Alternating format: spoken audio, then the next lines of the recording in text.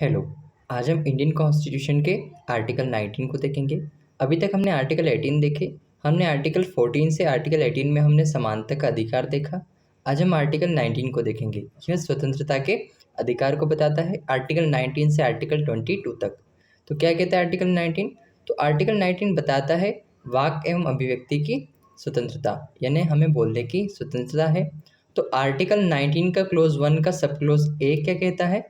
तो यह कहता है भाषण की स्वतंत्रता, यानी हमें कहीं भी स्पीच देने की स्वतंत्रता है। आर्टिकल 19 के क्लोज 1 का सब क्लोज बी क्या कहता है? तो यह बताता है कि हमें कहीं भी बिना हथियारों वाली शांतिपूर्ण सभा करने की स्वतंत्रता है।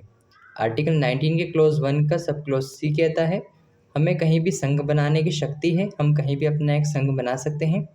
आर्टिकल 19 के क्लोज 1 का सब क्लोज डी कहता है हमें कहीं भी भारत में घूमने की स्वतंत्रता है, हम कहीं भी भ्रमण कर सकते हैं।